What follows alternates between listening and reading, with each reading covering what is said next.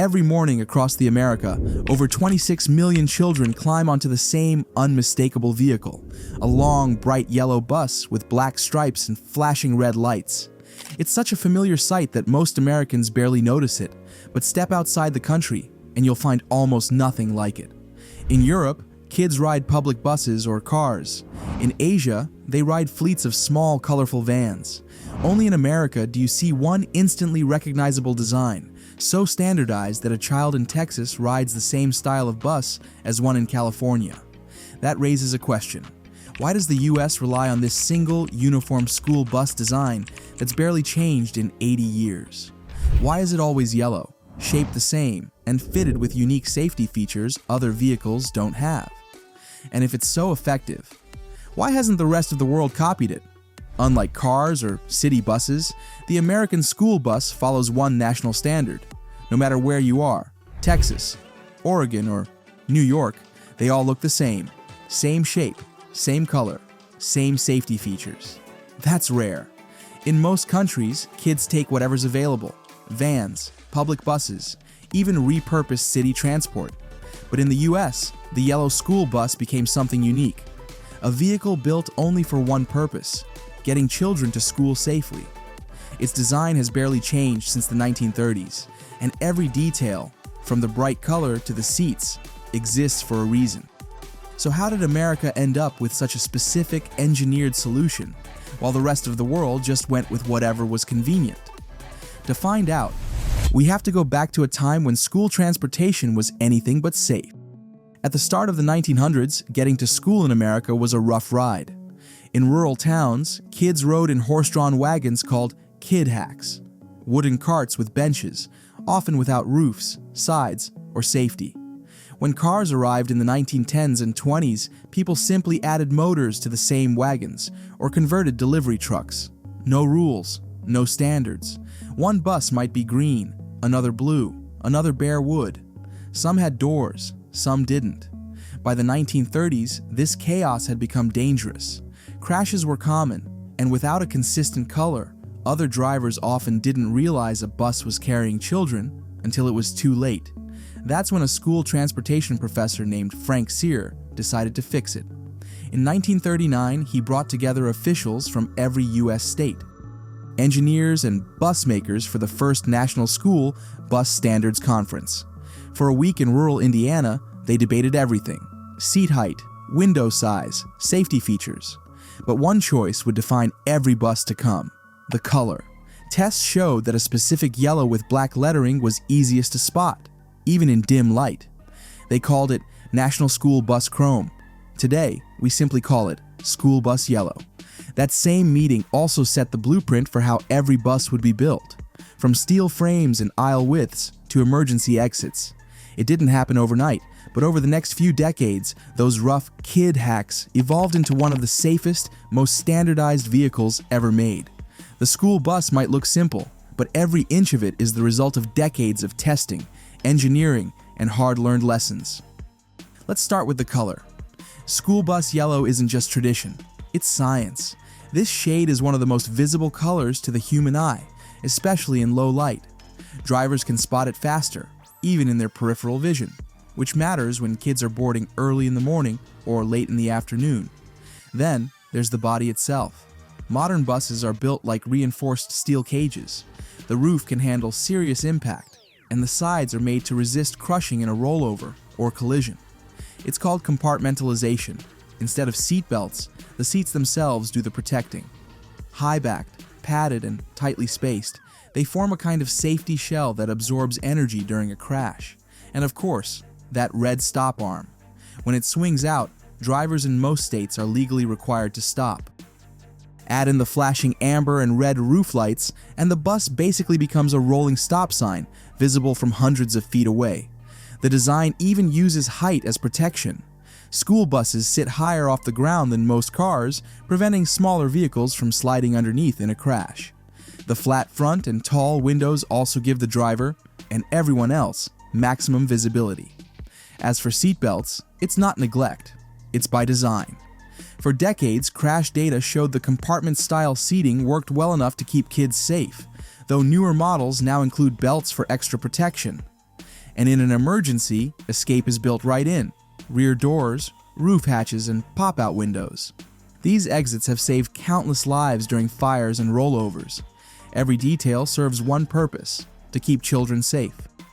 It might look ordinary, but the American school bus is one of the most carefully engineered vehicles ever put on the road, built on decades of trial, error, and innovation. The safety features of the American school bus aren't just theory. They've been tested on real roads, often through tragedy. One of the first wake-up calls came in 1976, the Yuba City bus disaster in California. A high school choir was returning from a trip when their chartered bus lost its brakes on an off-ramp, smashed through a guardrail, and plunged more than 20 feet onto its roof. 29 lives were lost. Dozens more were injured. The investigation exposed major flaws: poor brake maintenance, lack of driver training, and weak ramp design. But out of that disaster came change: stricter inspections, better training, and stronger roofs and emergency exits.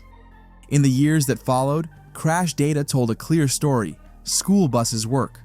According to the National Highway Traffic Safety Administration, children riding in school buses are about 70 times safer than those in cars.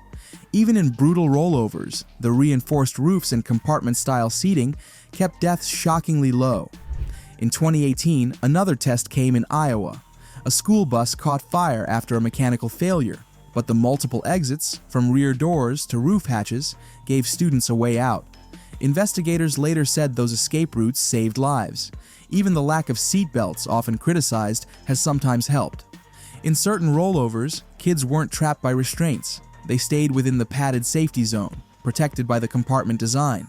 It's still debated, but it shows how every part of the bus works as one safety system, not just a collection of features. Every tragedy taught something new. Each failure made the next generation of buses safer. Stronger fuel tanks, brighter stop arms, easier to open emergency exits. The result? A vehicle refined by decades of hard lessons, built not from theory, but from experience. Every bolt, every color, every seat, written in safety and in memory of what came before. When you look at the numbers, the American school bus isn't just safe, it's one of the safest vehicles ever built. According to the National Highway Traffic Safety Administration, school buses account for less than 1% of all traffic fatalities involving school-aged children, even though over 26 million kids ride them every single day. Per mile, they're about 70 times safer than traveling by car and 10 times safer than walking. Even the color saves lives. The yellow chosen back in 1939 wasn't random. It's scientifically proven to be one of the most visible colors to the human eye, especially in low light. Drivers see it faster, even in their peripheral vision, buying precious fractions of a second that can mean the difference between life and death. And the regulations behind these buses are just as impressive. Federal safety standards require every bus to survive impact and rollover tests that most passenger vehicles would fail. The roof has to withstand nearly double the force of a van. Exits must still open after a crash, and the flashing lights have to be visible from hundreds of feet away, in any condition. That unique compartmentalized seating system has been tested again and again in federal crash labs, and it works. The high-backed padded seats absorb energy and keep children safely contained, even without seatbelts. Some states now add belts for extra protection, but the core design already outperforms nearly everything else on the road. And here's the most staggering fact: school buses carry more passengers every weekday than US airlines do in an entire year. Yet fatal accidents are so rare that when one happens, it makes national headlines. That safety record isn't luck. It's the result of 80 years of engineering, regulation, and relentless focus on one thing above all else: protecting children. Step outside the United States and the school commute looks completely different. In Europe, there's no single school bus. Kids ride public buses, trams, or small local coaches, safe enough but built for everyone, not just students. In Asia, it's even more diverse. In Japan, kids often walk or take trains with their parents. In India and Southeast Asia, everything from vans to colorful minibuses carries students, but safety standards vary, and enforcement is inconsistent. Canada comes closest to the US, with nearly identical buses and rules, but even that system was borrowed from American regulations. So why did America take the lead? It all comes down to standardization. The 1939 conference created a blueprint, and over time, state and federal agencies layered strict rules on top of it. The result was a vehicle that's not just a bus, it's a signal. When drivers see that yellow bus with flashing red lights, they don't have to think twice. They stop. They wait. They know. That universal recognition is something most countries have never achieved. The bright yellow school bus may look ordinary, but it's anything but simple. It's the result of more than 80 years of research, regulation, and relentless refinement. Every frame, every seat, every flashing light exists because someone once asked, how can we make this safer? Each crash, each lesson, each small improvement has shaped the vehicle we see today. And the result is extraordinary. Millions of children traveling billions of miles every year, protected by a design so effective, it's almost invisible. The yellow bus is more than a machine. It's a quiet promise, proof that a society can choose to protect its most vulnerable passengers, not with luck, but with design. Other countries might never copy the American school bus exactly, but the idea behind it, that safety can be universal, visible, and uncompromising, is something worth learning everywhere.